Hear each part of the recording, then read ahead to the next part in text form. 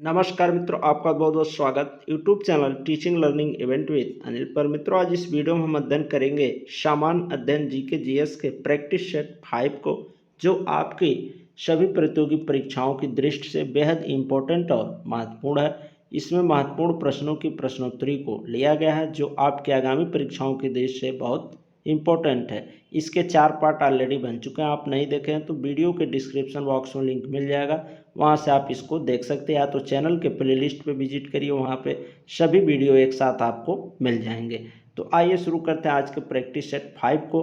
और बता दें, आप लोग अंतिम तक वीडियो को देखिए। वीडियो अच्छा लगे तो लाइक शेयर और चैनल को सब्सक्राइब अवश्य कर लें, ऐसे ही महत्वपूर्ण प्रश्नों की प्रश्नोत्तरी को करने के लिए। तो आइए शुरू करते हैं आज की प्रैक्टिस सेट 5 को। आइए देखते हैं प्रैक्टिस सेट 5 के पहले प्रश्न को। एक टॉप 20 प्रश्नों को प्रत्येक प्रैक्टिस सेट में लिया जाता है, 20 प्रश्नों को। तो ज़्यादा लंबा वीडियो नहीं है, आप अंतिम तक देख लीजिए। इसमें सभी सिलेक्टेड और महत्वपूर्ण प्रश्न लिए गए हैं। तो पहला प्रश्न आपका, भारतीय संविधान के प्रारूप समिति के अध्यक्ष कौन थे? ऑप्शन आपके सामने है। डॉक्टर राजेंद्र प्रसाद, पंडित जवाहरलाल नेहरू, डॉक्टर भीमराव अंबेडकर, सरदार वल्लभ भाई पटेल। तो इस प्रश्न का जो करेक्ट ऑप्शन आपका सी होगा।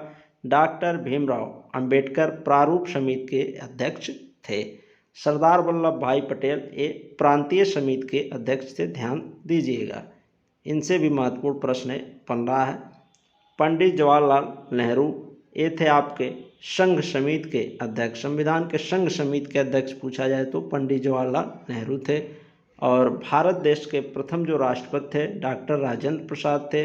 पंडित जवाहरलाल नेहरू भारत देश के प्रथम प्रधानमंत्री थे। आइए नेक्स्ट प्रश्न अगला देखते हैं। अगला आपका दूसरा प्रश्न, अशोक मेहता समिति निम्न में से किसकी सिफारिश की? त्रिस्तरीय पंचायत की, ऑप्शन आपके सामने, द्विस्तरीय पंचायत की, एकल स्तरीय, बहुस्तरीय। तो इस प्रश्न का जो करेक्ट ऑप्शन आपका बी है, द्विस्तरीय पंचायत की। अशोक मेहता समिति के द्वारा इसकी सिफारिश की गई थी। और त्रिस्तरीय का अगर पूछा जाए तो इसका था बलवंत राय मेहता। बलवंत राय मेहता ने त्रिस्तरीय पंचायत की बात की थी, सिफारिश की थी, ये ध्यान रखिएगा। नेक्स्ट अगला प्रश्न देखते हैं, तीसरा और मोस्ट इम्पॉर्टेंट प्रश्न आपके हिस्ट्री से। जजिया किसके शासनकाल में पुनः चलाया गया? ठीक, ये आपको बताना है। ऑप्शन आपके सामने है, अकबर, औरंगजेब, जहांगीर, हुमायूं। तो इसका जो करेक्ट ऑप्शन आपका बी होगा, औरंगजेब के समय में पुनः ये चलाया गया। और किसके शासनकाल में अगर पूछा जाए खत्म हुआ तो अकबर के शासन काल में। आइए नेक्स्ट अगला प्रश्न देखते हैं। अगला प्रश्न आपका चौथा, दिल्ली का प्रथम मुस्लिम शासक कौन था? तो कुतुबुद्दीन ऐबक ऑप्शन आपका, इल्तुतमिश है, रजिया सुल्तान ऑप्शन और गयासुद्दीन है। तो इस प्रश्न का जो करेक्ट ऑप्शन है कि दिल्ली का प्रथम मुस्लिम शासक तो कुतुबुद्दीन ऐबक था। अगर पूछा जाए दिल्ली का वास्तविक शासक तो इल्तुतमिश था। और पहली मुस्लिम शासिका दिल्ली की कौन थी? तो रजिया। अगर फीमेल में पूछा जाए, ठीक, महिला में, तो रजिया सुल्तान थी, ये ध्यान रखिएगा। ये तीनों से महत्वपूर्ण प्रश्न बन रहे थे, इसको मैंने बता दिया। तो दिल्ली का प्रथम मुस्लिम शासक कुतुबुद्दीन ऐबक। दिल्ली का वास्तविक शासक किसको माना जाता है? तो इल्तुतमिश को। प्रथम महिला मुस्लिम शासिका दिल्ली की रजिया सुल्तान थी। आइए नेक्स्ट अगला प्रश्न देखते हैं। अगला आपका पांचवा प्रश्न, शेर शाह का मकबरा कहाँ है? ये इम्पोर्टेंट प्रश्न है आपके। ऑप्शन आपके सामने है, सासाराम, गाजीपुर, दिल्ली, बिहार। तो इस प्रश्न का जो करेक्ट ऑप्शन आपका ए होगा। ऑप्शन ए, सासाराम में स्थित है शेर शाह का मकबरा। और यहाँ गाजीपुर में अगर पूछा जाए तो यहाँ पर लॉर्ड कॉर्नवालिस का जो कब्र है वो स्थित है गाजीपुर में, आपके उत्तर प्रदेश के गाजीपुर जिले में, ये ध्यान दीजिएगा। अगला प्रश्न आपका नेक्स्ट, निम्नलिखित में से किसे लाल किले के निर्माण का श्रेय जाता है? ऑप्शन आपके सामने, सिकंदर लोदी को, अकबर को, जहांगीर को, शाहजहां को। तो इस प्रश्न का जो करेक्ट ऑप्शन डी है आपका, शाहजहां को। नेक्स्ट अगला प्रश्न देखते हैं, 7वां आपका, अंग्रेजी शासन के दौरान भारत के आर्थिक दोहन के विचार का प्रतिपादन किसने किया था। ये भी मोस्ट इंपॉर्टेंट प्रश्न आपकी मॉडर्न हिस्ट्री से, ये अक्सर कर परीक्षाओं में पूछा जाता है, इसको आप अच्छे से तैयार कर लीजिए कि अंग्रेजी शासन के दौरान भारत के आर्थिक दोहन के विचार का प्रतिपादन, या इसी को कहते हैं धन निष्कासन का सिद्धांत, किसने दिया। तो ऑप्शन आपके सामने है, दादा भाई नौरोजी। और आप लोग भी इन सभी प्रश्नों को किया करिए, कितना आप टोटल सही कर रहे हैं कमेंट बॉक्स में अवश्य बताया करें। इससे आपका एक रिवीजन हो जाएगा और नए प्रश्नों से आप वाकिफ़ हो जाएंगे, या तैयार है तो आपका अच्छा खासा रिवीजन हो जाएगा आने वाली परीक्षाओं के दृष्टि से। ऑप्शन आपके सामने, पहला दादा भाई नौरोजी, दूसरा एम.एन. राय, जयप्रकाश नारायण, राम मनोहर लोहिया। तो इस प्रश्न का जो करेक्ट ऑप्शन है आपका ए है, ठीक। दादा भाई नौरोजी ने धन निष्कासन का सिद्धांत या भारत के आर्थिक दोहन के विचार का प्रतिपादन किया था। इनकी एक पुस्तक है poverty and un British rule in India, इसको ध्यान रखिएगा, परीक्षाओं में पूछा जाता है, इन्हीं की पुस्तक है। और दादा भाई नौरोजी को grand old man of India भी कहते हैं, grand old man of India भी इनको कहा जाता है, ये ध्यान दीजिएगा। नेक्स्ट अगला प्रश्न देखते हैं, किस भारतीय क्रांतिकारी ने सुभाष चंद्र बोस को इंडियन नेशनल आर्मी के गठन में सक्रिय सहयोग किया था। ऑप्शन आपके सामने, बटुकेश्वर दत्त, रास बिहारी बोस, राम प्रसाद बिस्मिल, सूर्य सेन। इस प्रश्न का करेक्ट ऑप्शन है बी, रास बिहारी बोस ने सुभाष चंद्र बोस को इंडियन नेशनल आर्मी के गठन में सक्रिय सहयोग दिया था। नेक्स्ट अगला प्रश्न देखते हैं। नेक्स्ट अगला प्रश्न आपका भूगोल से संबंधित महत्वपूर्ण प्रश्न है, 9वां, ब्लैक फॉरेस्ट पर्वत स्थित है। ऑप्शन आपके सामने, फ्रांस में, जर्मनी में, यूक्रेन में, रूस में। तो ये स्थित आपका जर्मनी में, ऑप्शन बी इसका सही है। ब्लैक फॉरेस्ट पर्वत जो है जर्मनी में स्थित है। आइए नेक्स्ट अगला प्रश्न देखते हैं, बगलीहार परियोजना, मोस्ट इंपॉर्टेंट प्रश्न ये भी है, ठीक। बांध परियोजनाओं से संबंधित प्रश्न भी कंपटीशन में पूछे जाते हैं, तो उसकी दृष्टि से महत्वपूर्ण प्रश्न है। बगलीहार परियोजना किस नदी पर स्थित है, आपको बताना है। झेलम, रावी, चिनाब नदी, सिंधु नदी। तो इसका जो करेक्ट ऑप्शन आपका सी होगा, चिनाब नदी पर स्थित आपकी बगलीहार परियोजना। नेक्स्ट अगला देखते हैं, अगला प्रश्न आपका 11वां, CNG का फुल फॉर्म होता है। ऑप्शन आपके सामने है, compressed natural gas, clean natural gas, chlorine nitrogen gas, common natural gas. तो इस प्रश्न का जो करेक्ट ऑप्शन है ऑप्शन ए है, कंप्रेस्ड नेचुरल गैस, CNG का फुल फॉर्म होता है, ये ध्यान दीजिएगा। नेक्स्ट अगला प्रश्न देखते हैं, अगला प्रश्न आपका है, अगला प्रश्न आपका 12वां प्रश्न देखते हैं, विश्व व्यापार संगठन का मुख्यालय कहाँ है। ऑप्शन आपके सामने है, न्यूयॉर्क, स्विट्जरलैंड, जिनेवा, USA। तो इस प्रश्न का जो करेक्ट ऑप्शन आपका सी है, जिनेवा में स्थित है आपका विश्व व्यापार संगठन।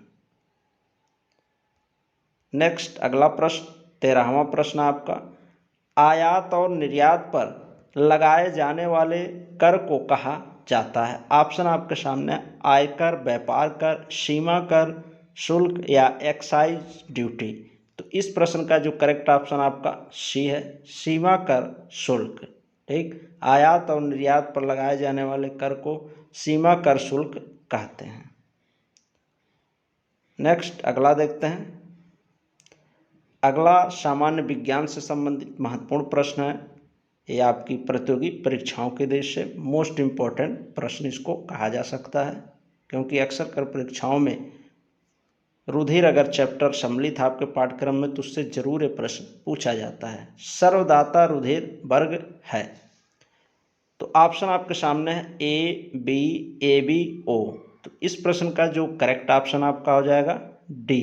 ठीक, ओ, ओ क्या होता है? ये सर्वदाता होता है। और सर्वग्राही की बात किया जाए तो ए बी क्या होता है? ये सर्वग्राही होता है, ये भी जान लीजिए।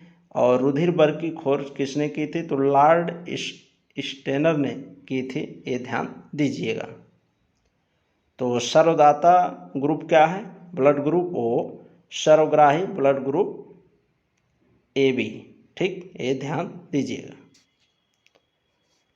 नेक्स्ट अगला प्रश्न देखते हैं। अगला प्रश्न आपका 15वां, प्रकाश संश्लेषण होता है।